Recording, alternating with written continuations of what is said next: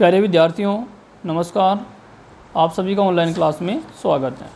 तो हमारा चैप्टर चल रहा था अंतर्राष्ट्रीय संगठन, जिसमें हम अंतर्राष्ट्रीय संगठन संयुक्त राष्ट्र संघ यूएनओ के बारे में पढ़ रहे थे।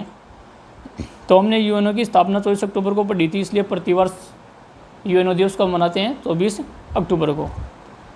तो यूएनओ के 6 अंग और उसकी कुछ एजेंसियाँ हैं जिसके हमने पिछले वीडियो में चर्चा की थी।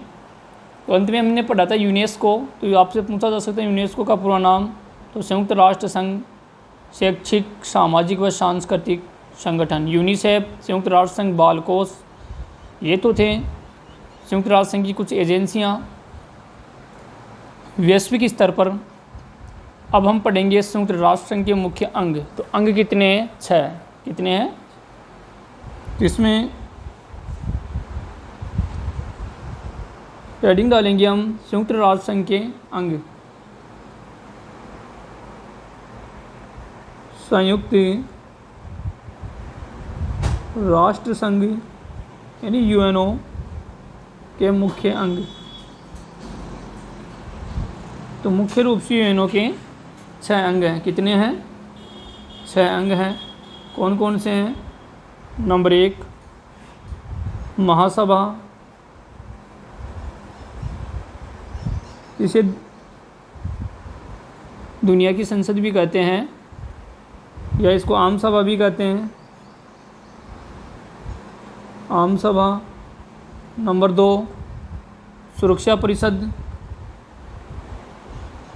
Security council. 2 सबसे महत्वपूर्ण परिषद है। वीटो पावर में जो शामिल 5 देश है वो इसी में स्थित है। इसके सुरक्षा परिषद के कुल सदस्य राष्ट्र कितने थे? 15, जिसमें 5 स्थायी और 10 अस्थायी। तो 5 राष्ट्रों के नाम हमने पढ़े थे। अमेरिका है, रूस है, ब्रिटेन है, फ्रांस और ये ब्रिटेन है, फ्रांस है, अमेरिका है। ये इसके यूएनओ के कौन से राष्ट्र हैं? स्थायी राष्ट्रों में शामिल है। बाकी बच के वो कौन से हैं? अस्थायी 10, जिनका चुनाव कितने वर्ष के लिए होता है? 2 वर्ष के लिए।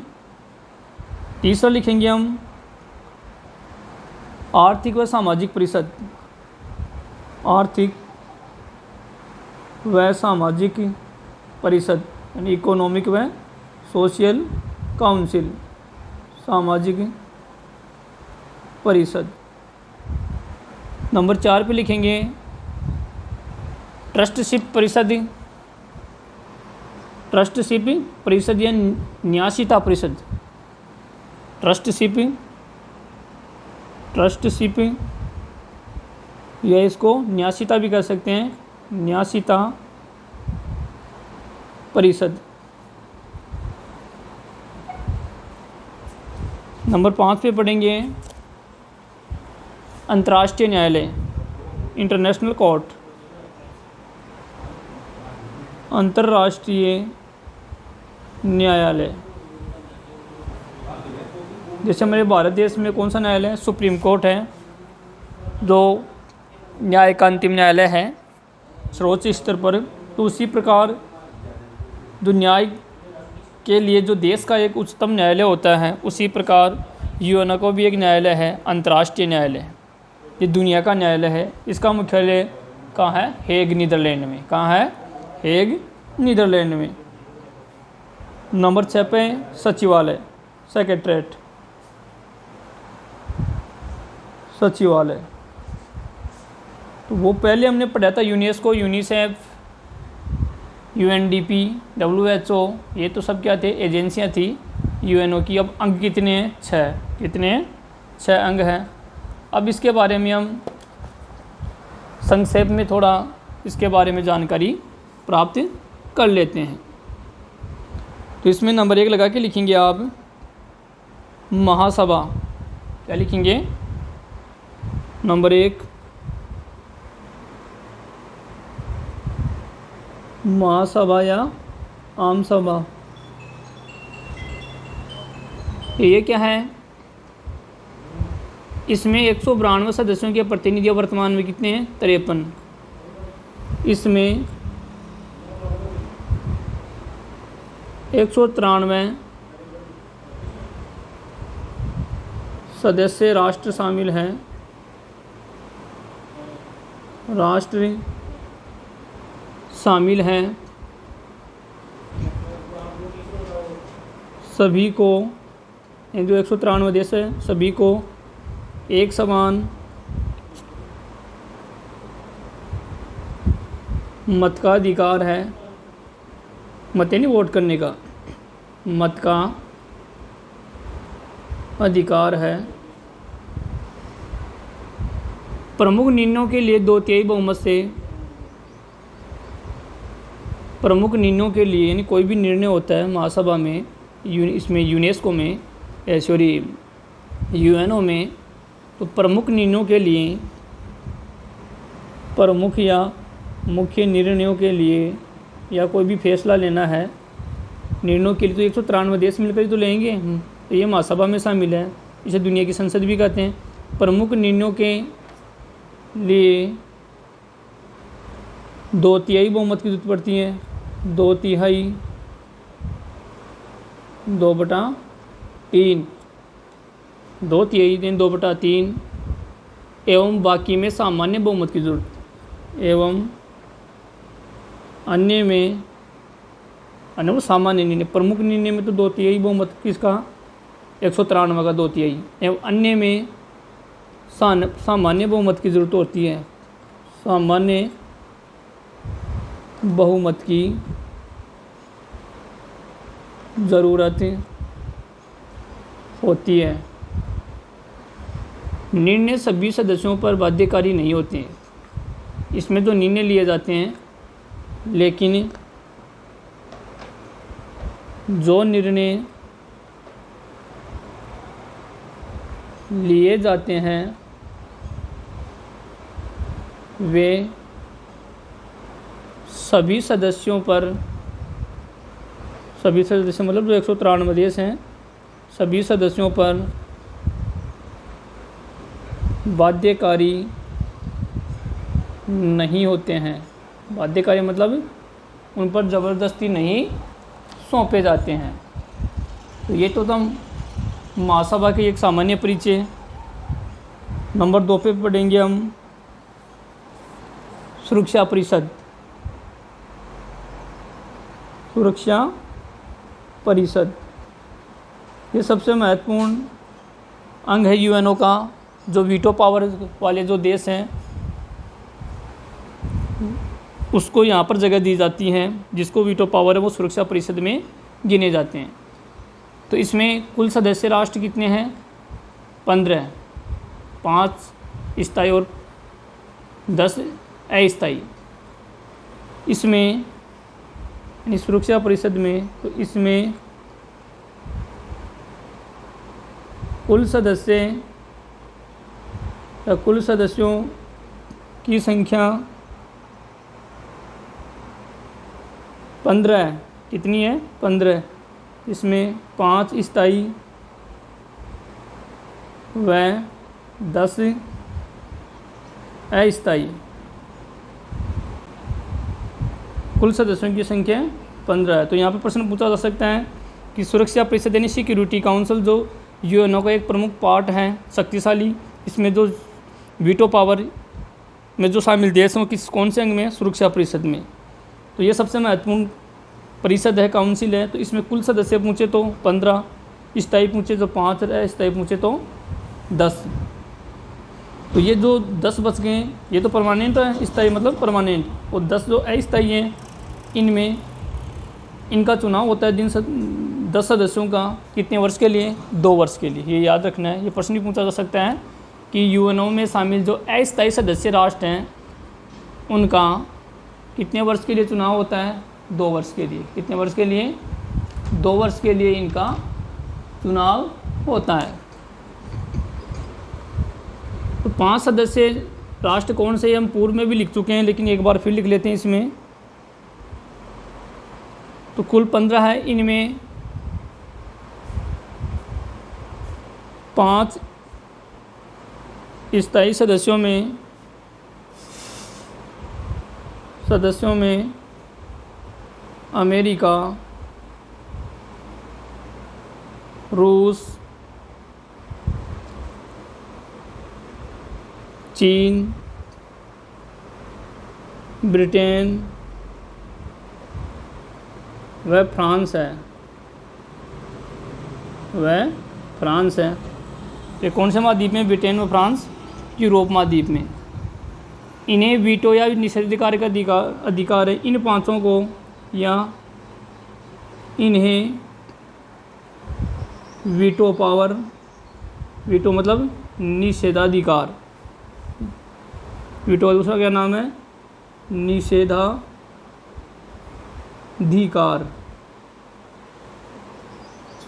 उसको साइड में लिख लेते हैं। निषेधाधिकार तो मतलब मैं मना करता हूँ, निषेध यानी मना करना, तो कोष्टक में लिखेंगे निषेधाधिकार। द में है निषेधाधिकार यानी मैं मना करता हूँ, निषेध यानी मना करना। तो मान लो कोई भी विषय है यूएनओ में रखा जाता है, तो उसमें अगर 5 देशों में से किसी एक ने भी क्या किया, उस पर असहमति प्रकट कर दी या उस पर वीटो कर दिया, तो वो फैसला या वो जो निर्णय था वो असफल हो जाए, उसको अमल में नहीं लाया जा सकता। मतलब एक ने भी मना कर दिया तो वो असफल माना जाएगा। तो ये 5 देश ही इसमें शामिल हैं। अतः दुनिया के और देश भी क्या कर रहे हैं, इनको एक अधिक लोकतांत्रिक बनाने के लिए इसकी जो सदस्य संख्या है इनको बढ़ाएं, या जो स्थायी सदस्य संख्या उसको विस्तार करने के लिए प्रयास करें, जिसमें भारत भी प्रमुख देश हैं। और भारत अपना दावा भी करता है कि भारत विश्व का सबसे बड़ा लोकतांत्रिक देश है और विश्व का सबसे बड़ा लोकतांत्रिक देश है और जनसंख्या में दूसरे नंबर पर है, और उसकी जो जीडीपी है, ये जो अर्थव्यवस्था भी ठीक है। तो कई वो अपने इसके आधार पर वो यूएनओ में स्थायी सदस्यता की मांग करता है। इसके अलावा ब्राज़ील है, जर्मनी है, जापान है, ये भी क्या है यूएनओ का जो सुरक्षा परिषद है, एक पार्ट है, अंग है, उसमें स्थायी सदस्य पाने के लिए संघर्षरत है। तो वर्तमान में कितने हैं? ये 5 देश ही क्या हैं यूएनओ में स्थायी सदस्य हैं जिनको वीटो करने का अधिकार है। इन्हें वीटो करने का अधिकार है।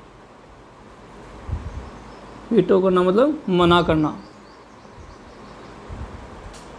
इनमें 10 अस्थायी, 5 स्थायी, 10 अस्थायी, 10 अस्थायी सदस्यों का चुनाव, सदस्यों का कुल पूछे तो कितने? 15। अस्थायी शब्द आया यहाँ पर, अस्थायी में कितने?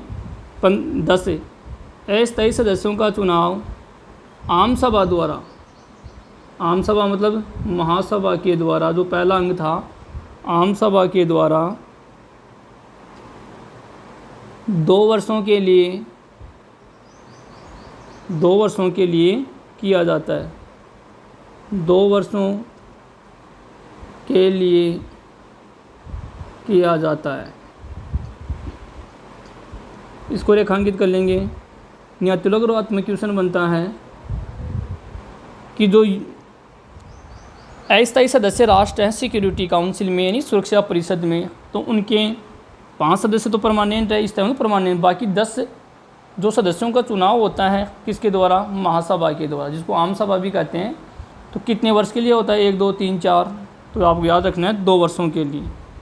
तो इसको रेखांकित कर लेंगे आप, 2 वर्षों के लिए इनका चुनाव होता है। बाद में उसकी जगह किसी दूसरे राष्ट्र का चुनाव या दूसरे सदस्य राष्ट्र का चुनाव कर लिया जाता है।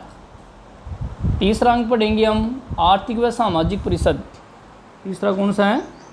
आर्थिक व सामाजिक परिषद। सामाजिक परिषद, इकोनॉमिक एवं सोशल काउंसिल। तो इसमें देखते हैं हम, आम सभा हमने पढ़ लिया, अंतर्राष्ट्रीय न्यायालय पढ़ेंगे, सचिवालय पढ़ेंगे, आर्थिक और सामाजिक परिषद क्या है। तो इसमें पढ़ेंगे हमें कि सदस्य देशों का चुनाव आम सभा द्वारा मतलब महासभा द्वारा 3 वर्षों के लिए किया जाता है। इसमें सदस्य देशों का चुनाव, सदस्य जैसे सुरक्षा परिषद में कुल 15 सदस्य हैं, तो आर्थिक व सामाजिक परिषद में जो सदस्य हैं ना, तो उन सदस्य देशों का चुनाव महासभा के द्वारा, महासभा बोल दो या आम सभा एक ही बात है, महासभा के द्वारा 3 वर्षों के लिए किया जाता है। 3 वर्षों के लिए किया जाता है।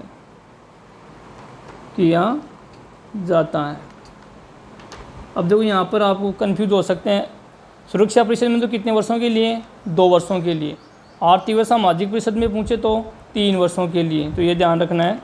सिक्योरिटी काउंसिल में तो 2 वर्षों के लिए, आर्थिक व सामाजिक परिषद में 3 वर्षों के लिए इनके जो सदस्य राष्ट्र हैं उनका चुनाव किया जाता है। सभी भौगोलिक क्षेत्रों को प्रतिनिधित्व देते हुए इसमें 54 सदस्य देश शामिल हैं। अगली लाइन में लिखेंगे सभी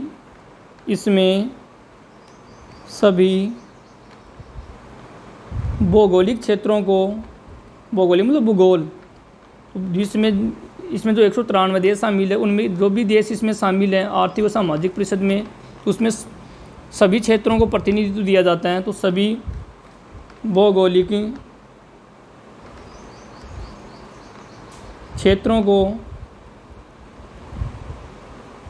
भौगोलिक क्षेत्र में कहीं मैदान है, कहीं पहाड़ है, कहीं पर्वत है, तो इस किस में आ जाएगा, मतलब एक तरह से स्थलाकृति। भौगोलिक मतलब तो विभिन्न तरह की स्थलाकृति होती है, उन क्षेत्रों से इनका चुनाव होता है। तो सभी भौगोलिक क्षेत्रों को प्रतिनिधित्व देते हुए इनका चयन किया जाता है।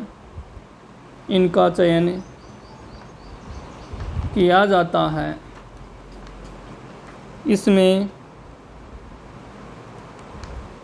54 राष्ट्र सदस्य हैं। कितने राष्ट्र हैं इसमें? 54 राष्ट्र इसके सदस्य हैं, और सुरक्षा परिषद में 15। नंबर 4 पे पढ़ेंगे हम ट्रस्टीशिप परिषद या न्यासिता परिषद। ट्रस्टीशिप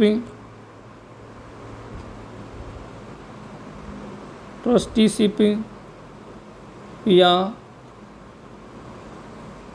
न्यासिता परिषद,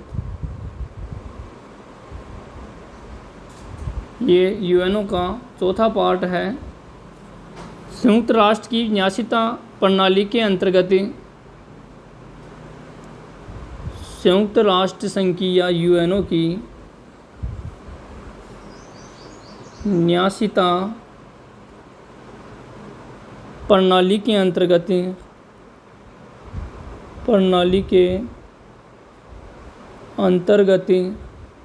आने वाली अंतिम ट्रस्ट टेरिटरी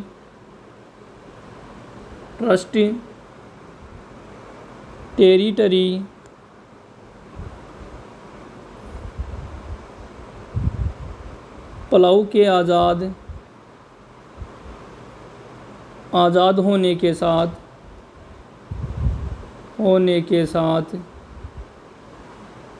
1 नवंबर 1994 से यह परिषद स्थगित कर दी गई।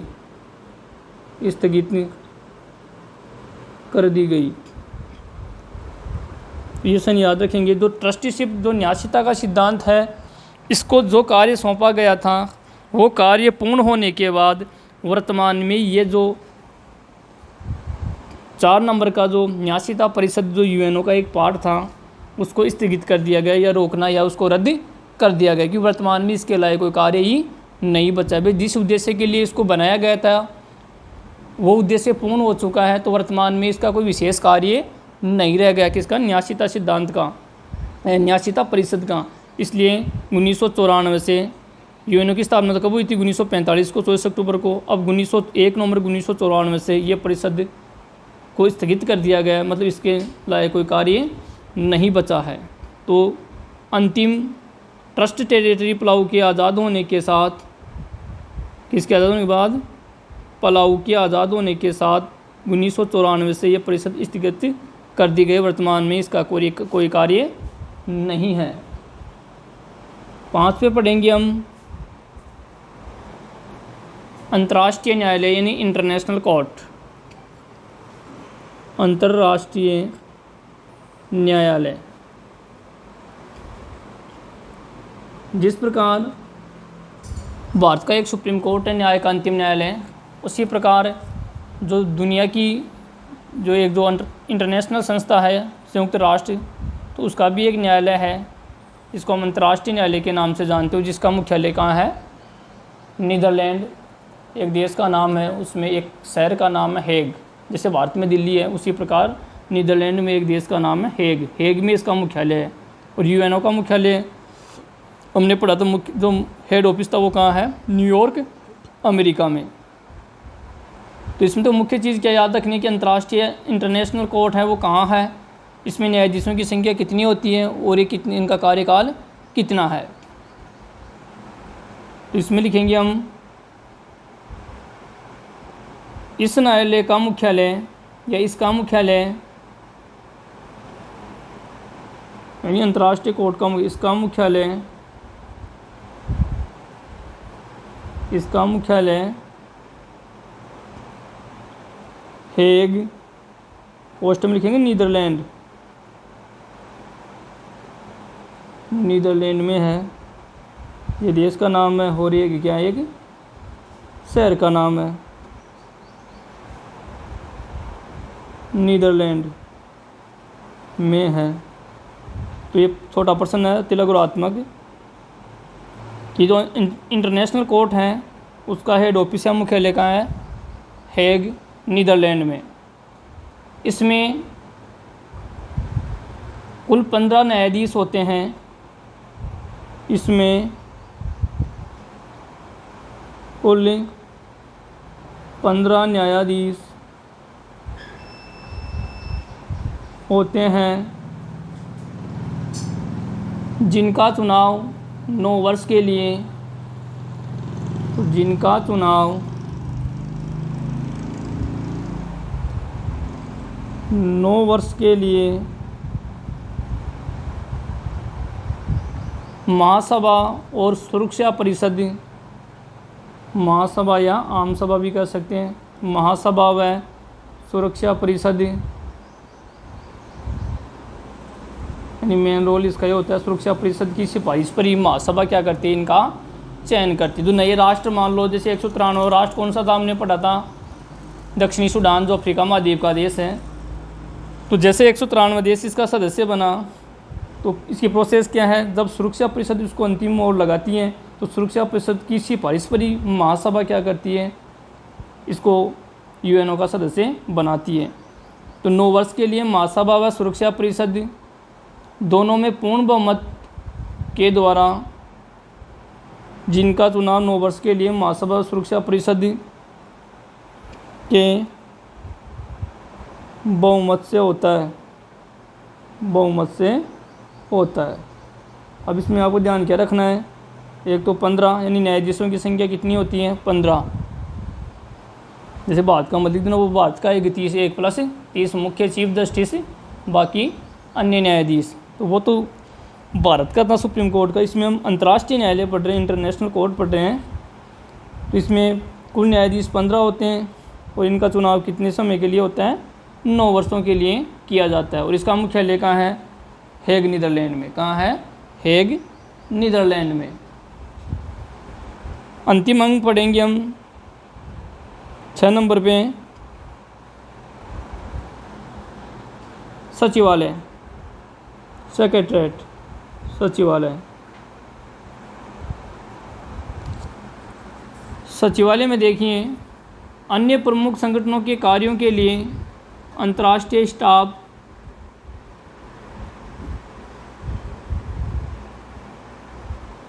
अब देखो जिसमें सचिवालय में महासचिव होता है, कौन होता है, महासचिव। इसका प्रमुख प्रधान, इसका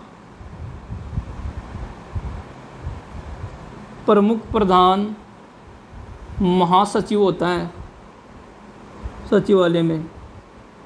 महासचिव, सचिव से सचिवालय से याद रखने की, जिसमें महासचिव होता है।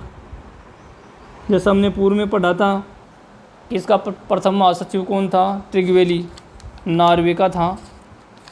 और वर्तमान में कौन सा है? पुर्तगाल का एंटोनियो गुतेरस। तो सचिव, ये जो महासचिव का पद होता है, ये एक प्रमुख प्रशासनिक पद है इसमें यूएनओ में। तो हमने पहला पढ़ा था ट्रिगवेली जो नॉर्वे के थे। इसके अलावा जो अंतिम पढ़ा हमने वर्तमान में कौन है 1 जनवरी 2017 से? एंटोनियो गुतेरेस जो पुर्तगाल के हैं। इससे पूर्व की बात करें, नॉर्वे जो ट्रिगवेली के बाद में हैमरसोल्ड जो स्वीडन के थे। यूथांट जो अपने एशिया महाद्वीप के बर्मा या म्यांमार के थे। उसके बाद कुर्ति वाल्डहीम जो ऑस्ट्रिया के थे। यूरोप महाद्वीप का देश है। ऑस्ट्रिया अलग और ऑस्ट्रेलिया अलग है। ऑस्ट्रेलिया स्वयं भी एक महाद्वीप है, ये ऑस्ट्रिया देश हैं। इसके बाद जेवियर पेरेज दा कुइयार, ये पेरू के थे, दक्षिणी अमेरिका महाद्वीप के। बुतरस गाली जो अफ्रीका महाद्वीप के मिस्र के थे। कोफी अन्नान गाना के थे जो अफ्रीका महाद्वीप का एक देश है। और वर्तमान में कौन से हैं? पुर्तगाल के एंटोनियो गुतेरेस, ये यूएनओ के महासचिव रह चुके हैं। तो सचिवालय में कौन होता है? महासचिव। तो ये एक प्रमुख प्रशासनिक पद होता है, सबसे महत्वपूर्ण पद है महासचिव का। अन्य प्रमुख संगठनों के कार्यों के लिए इसमें सचिवालय में इसमें प्रमुख संगठनों के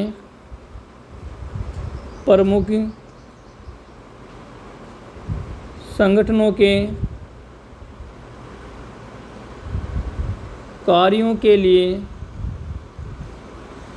अंतर्राष्ट्रीय स्टाफ होता है। अंतर्राष्ट्रीय स्टाफ होता है। स्टाफ मतलब कर्मचारी होता है, स्टाफ होता है। ये सारा कार्य जो प्रशासनिक कार्य होता है वो किस में होता है? सेक्रेटरीट सचिवालय में होता है। यहीं से शासन का संचालन या जो भी नियम कानून जो भी हैं वो यहीं से चलाए जाते हैं। तो ये इसमें एक स्टाफ की ज़रूरत होती है। तो प्रमुख कार्यों के लिए एक अंतर्राष्ट्रीय क्या होता है? इसमें स्टाफ होता है। और एक प्रमुख पद प्रधान कौन होता है? इसका महासचिव। इसका प्रधान महासचिव होता है, हमने पढ़ लिया, जिसकी नियुक्ति, अब देखो इसमें प्रधान की जो नियुक्ति होती है, महासचिव की नियुक्ति तो प्रमुख प्रशासनिक अधिकारी होता है। महासचिव की नियुक्ति कौन करता है? सुरक्षा परिषद की सलाह पर। अब देखो सुरक्षा परिषद बार बार आ रहा है, मतलब सबसे प्रमुख रोल या सबसे पावरफुल जो अंग है वो कौन सा है? सिक्योरिटी काउंसिल है। तो सुरक्षा परिषद की सलाह पर या इसकी संस्तुति पर आम सभा या महासभा, एक ही बात है, आम सभा या महासभा, जो पहला अंग हमने पढ़ा था, महासभा के द्वारा सुरक्षा परिषद ही तय करती है। यानी सिक्योरिटी काउंसिल सबसे पावरफुल होती है, इसलिए यही तय, इनमें जो मुख्य रूप से जो 5 सदस्य राष्ट्र अभी हमने नाम पढ़े थे, अमेरिका है, रूस है, चीन है, फ्रांस और ब्रिटेन, जिसको वीटो पावर है। तो मान लो किसी ने, अभी जैसे हम वर्तमान में पुर्तगाल के हैं एंटोनियो गुतेरस, इसका नाम प्रोजेक्ट किया गया। तो अगर मान लो इसमें से 5 में से 4 ने हाँ कर दिया कि हम इसके नाम से सहमत हैं कि महासभा का या सचिवालय का या यूएनओ का महासचिव एंटोनियो गुतेरेस बनेंगे, लेकिन एक ने भी मना कर दिया, 5 सदस्य हैं स्थायी, उनमें से एक ने भी मना कर दिया, तो वो क्या हो जाएगा? रद्द हो जाएगा। मतलब अगर 5 हाँ करते हैं तभी क्या होगा? उस मामले पर या उस कार्य पर मोहर लगाई जाएगी। वीटो का मतलब यही है, अगर एक के मना करने पर ही क्या है, वो पूरा प्रोजेक्ट ही रद्द माना जाएगा। तो 5 के 5 सहमत होंगे तभी वो उस कार्य को अंतिम रूप दिया जा सकता है। इसलिए जो सिक्योरिटी काउंसिल है वो सबसे पावरफुल अंग है यूएनओ का। तो सुरक्षा परिषद ही तय करती हैं, अंतिम मोहर लगाती है। उसके बाद महासभा के द्वारा, यानी इसके पास होने के बाद महासभा एक औपचारिकता निभाती है। लेकिन अगर इसने मना कर दिया तो फिर उसका न तो यूएनओ में एंट्री हो सकती है और न ही जो महासचिव उसका चुनाव हो सकता है। सबसे महत्वपूर्ण रोल किसका होता है? सुरक्षा परिषद का या सिक्योरिटी काउंसिल का। तो इसलिए वीटो पावर के लिए कई देश संघर्षरत हैं, या सुरक्षा परिषद में जो स्थायी सदस्य राष्ट्र में, अस्थायी तो है ही, अस्थायी तो बनते रहते हैं 2 वर्ष के लिए, लेकिन स्थायी सदस्यों जो 5 हैं उनकी संख्या में, यानी सुरक्षा परिषद के विस्तार की बात की जा रही है, ताकि दुनिया के जो अन्य और भी देश हैं उनको भी मौका मिल सके। लेकिन अब तक ऐसा नहीं हुआ है। वर्तमान में 5 ही सदस्य राष्ट्र हैं जिनको वीटो करने का, यानी शेषाधिकार का पावर उनको दिया गया। तो सलाह परिषद की सलाह पर आम सभा या महासभा के द्वारा की जाती है महासचिव की नियुक्ति।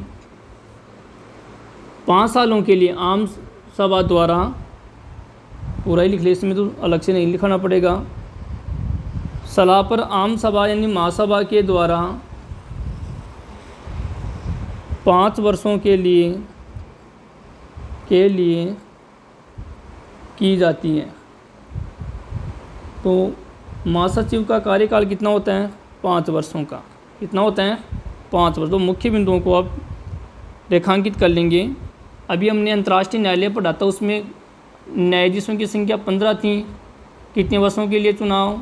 9 वर्षों के लिए। उसमें भी हमने पढ़ा था कि आम सभा यानी महासभा और जो सुरक्षा परिषद है उसका पूर्ण बहुमत से उनका चुनाव होता है। हेग में उसका मुख्यालय था। उसी प्रकार इसमें भी यही आया है, सुरक्षा परिषद और महासभा दोनों, सुरक्षा परिषद की सिफारिश पर महासभा के द्वारा किया जाता है। तो मुख्य रोल किसका हुआ?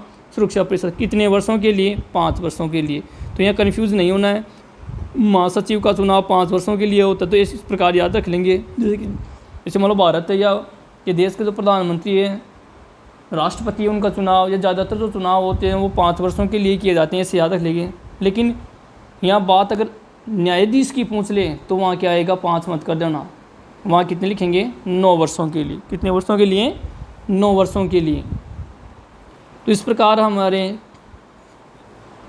जो अंतर्राष्ट्रीय न्यायालय था उनके जो 6 अंग थे प्रमुख, उसका हमने के बारे में संक्षिप्त जानकारी प्राप्त की।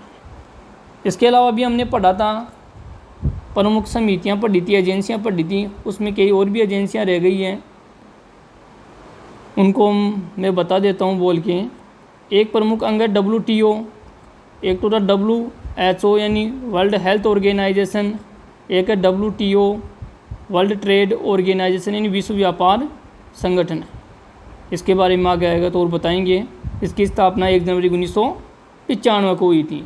तो ये मुख्य हैं, जो मुख्य उनको लिखा देगा। विशेष एजेंसियों में जैसे होता है अंतर्राष्ट्रीय श्रम संगठन भी होता है, ILO इंटरनेशनल लेबर ऑर्गेनाइजेशन, ये संगठनों के नाम हैं। ILO अंग तो हमने पढ़ लिए, जो मुख्य एजेंसियां पढ़ी थी उसमें कुछ एजेंसियों के नाम भी है, जिसमें मैंने विश्व व्यापार संगठन आपको लिखा दिया था, यूनेस्को लिखा दिया था, और इसमें रह गए कौन से? अंतर्राष्ट्रीय श्रम संगठन ILO यानी इंटरनेशनल लेबर ऑर्गेनाइजेशन, FAO खाद्य एवं कृषि संगठन। उनके अलावा विश्व स्वास्थ्य लिख लिया था, अंतर्राष्ट्रीय मुद्रा कोष IMF, और अंतर्राष्ट्रीय मौसम विज्ञान संगठन IMO, और अंतर्राष्ट्रीय दूरसंचार संघ ITU। ये भी विशेष एजेंसियां हैं किसकी? UNO की। इसके बाद हम 6 अंगों के बारे में संक्षिप्त चर्चा करने के बाद अगला अपना जो पॉइंट है वो है कि शीत युद्ध के बाद UNO में सुधार। शीत युद्ध के बाद UNO में सुधार, ये अपनी अगली हेडिंग है। तो शीत युद्ध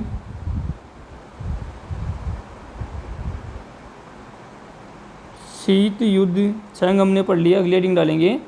शीत युद्ध के बाद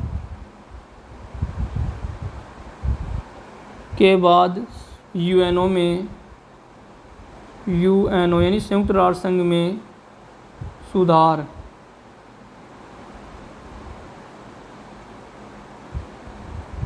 यूएनओ में सुधार।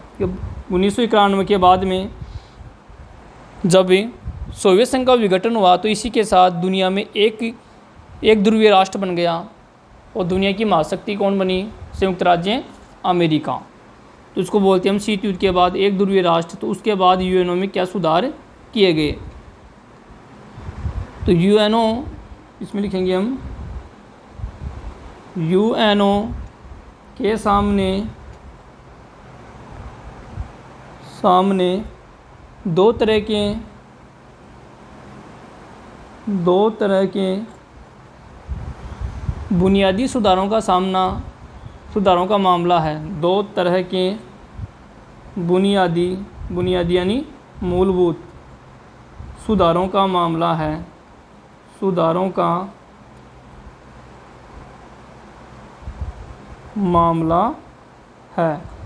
कौन कौन से हैं? नंबर 1, संयुक्त राष्ट्र संघ की बनावट। संयुक्त राष्ट्र संघ की बनावट एवं इसकी प्रक्रियाओं में सुधार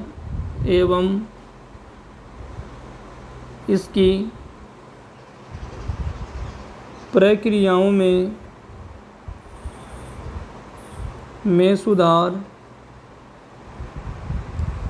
किया जाना चाहिए।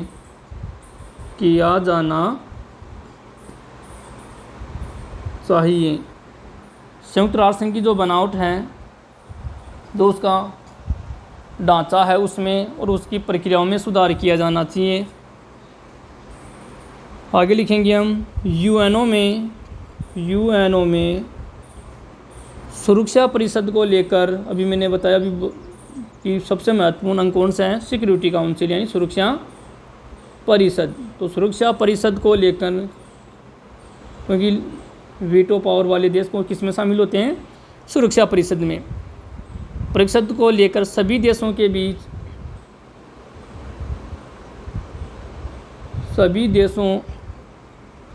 बीच बहस है।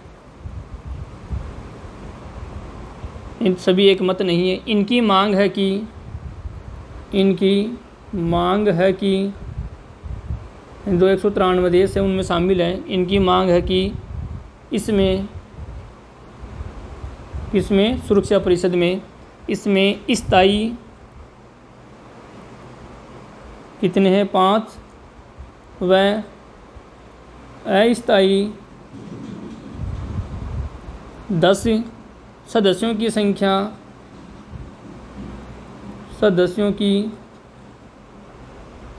संख्या बढ़ानी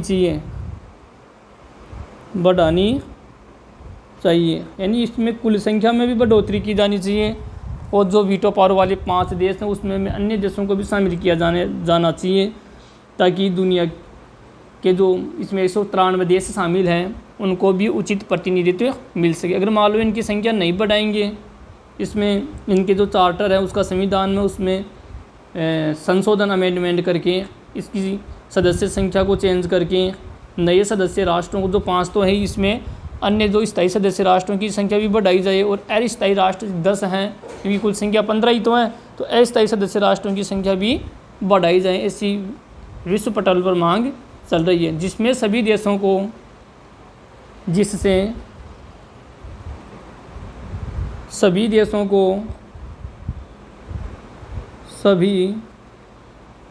को इसका लाभ प्रदान हो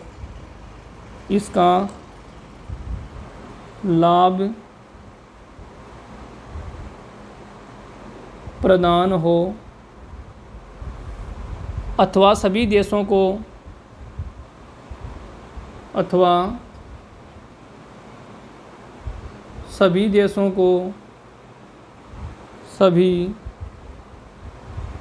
को उचित प्रतिनिधित्व मिल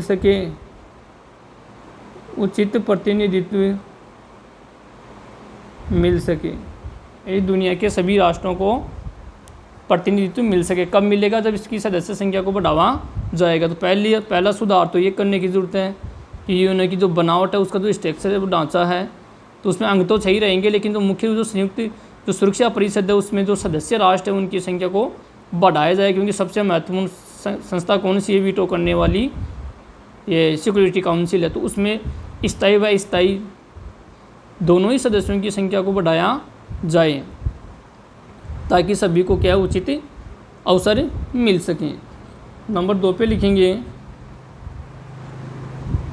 यूएनओ के न्यायाधिकार में आने वाले, यूएनओ के न्यायाधिकार, या 2 बार लिखेंगे न्यायाधिकार में आने वाले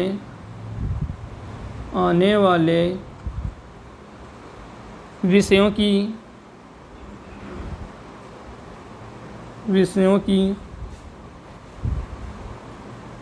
समीक्षा की जाए। कुछ देश एवं विशेषज्ञ चाहते हैं, कुछ देश व विशेषज्ञ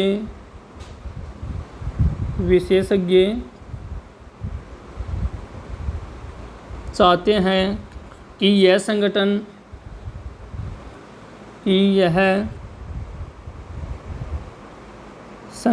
शांति एवं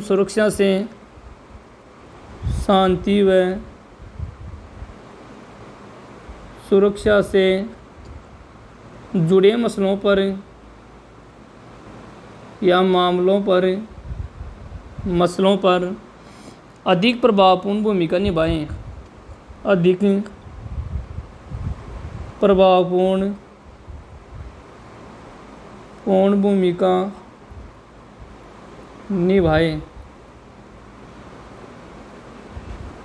अर्थात कुछ देश चाहते हैं और कुछ जो विशेषज्ञ होते हैं किसी विषय के, वो चाहते हैं कि ये जो संगठन है इसका मुख्य उद्देश्य क्या था कि विश्व में शांति स्थापित करना और सुरक्षा को स्थापित करना। तो सुरक्षा और शांति से संबंधित कोई विषय आ जाए उनके सामने यूएनओ के पटल पर, तो उसको अधिक प्रभावपूर्ण भूमिका निभाए, यानी उसको पर विशेष ध्यान देकर उस मामले को सुलझाए, क्योंकि जिस कार्य के लिए बना था उसका ये उद्देश्य पूरा होना चाहिए। तो इसमें इस सुधार की ज़रूरत है। इसके अलावा कुछ लोगों का मानना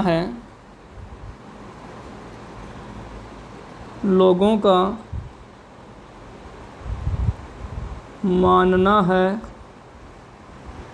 कि यह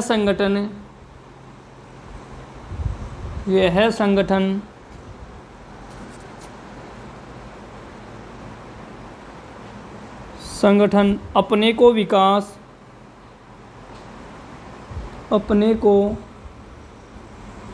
विकास एवं भलाई के कामों तक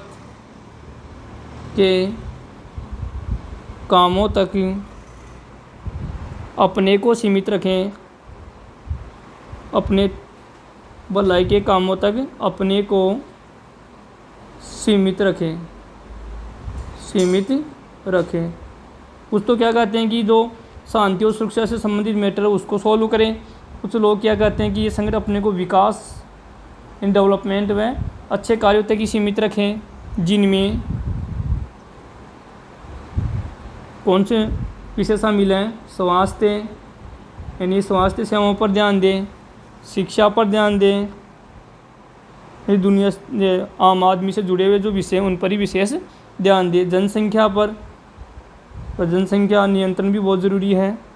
जनसंख्या नियंत्रण, मानवाधिकार, यानी जो ह्यूमन राइट्स हैं उनको फॉलो करें। मानवाधिकार, लिंग भेद, यानी जेंडर के आधार पर जो भेद होता है, न्याय होता है, उनको दूर करें। एवं सामाजिक न्याय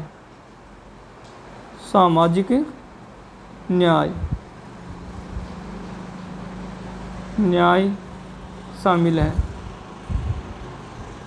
सामाजिक न्याय मतलब समाज में व्याप्त जो असमानता, जो विषमता है, जैसे छुआछूत की भावना है, ऊंच नीच का भेदभाव है समाज में, मानव के बीच में जो अस्पृश्यता है, या समाज में लिंग भेद है, स्त्री पुरुष के बीच अंतर करना, महिलाओं को कमतर आंकना, तो सामाजिक जो नस्ल भेद है अंतर्राष्ट्रीय स्तर पर काले गोरे यानी श्वेत अश्वेत का मामला है, इन सब को क्या करें, इन मुद्दों को या इन विषयों पर विशेष ध्यान दें, उनको सोल्व करें, या लोगों की जो शिक्षा का स्तर कैसे सुधरें, पर्यावरण कैसे सुधरें, या जो जनसंख्या तीव्र गति से बढ़ रही हैं, जो सभी समस्याओं की जड़ हैं, तो इस बढ़ती हुई जनसंख्या को कैसे रोका जाए, लोगों में इसके प्रति कैसे जागरूक किया जाए, इन सभी विषयों को शामिल करना चाहिए। ये अलग लोगों का मानना है। कुछ विशेषज्ञ क्या कहते हैं कि विश्व में शांति और सुरक्षा की स्थापना हो, इन बातों पर ये विशेष रूप से ध्यान दिया था। जिस उद्देश्य के लिए इनको बनाया गया था यूएनओ को, तो उसकी वो पूर्ति करें। इस वीडियो में हमने एजेंसियों के बाद यूएनओ के मुख्य अंग पढ़े, और उसके बाद हमने शीत युद्ध के बाद संयुक्त राष्ट्र संघ में जो किन किन सुधारों की ज़रूरत है, तो मुख्य रूप से 2 सुधारों की ज़रूरत है। एक तो यूएनओ का जो महत्वपूर्ण अंग है सुरक्षा परिषद सिक्योरिटी काउंसिल, उसमें कुल सदस्य 15, उसको बढ़ाए जाने की ज़रूरत है। और दूसरा हमने पढ़ा कि शांति और सुरक्षा से जुड़े हुए जो विषय हैं उनको प्रभावशाली ढंग से निभाएं। और अनेक लोगों का कहना है कि इसके अलावा वो भलाई से संबंधित काम करें, जिसमें हमने स्वास्थ्य, शिक्षा, पर्यावरण, जनसंख्या नियंत्रण, मानवाधिकार, लिंग भेद और सामाजिक न्याय शामिल हैं।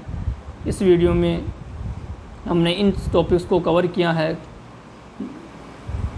अगला जो टॉपिक है अपना 1991 के बाद, मतलब जो शीत युद्ध के बाद जो सोवियत संघ का विघटन हो गया था, उसके बाद वैश्विक या विश्व स्तर पर क्या परिवर्तन आया, ये हम अगले नेक्स्ट वीडियो में कवर करेंगे। धन्यवाद।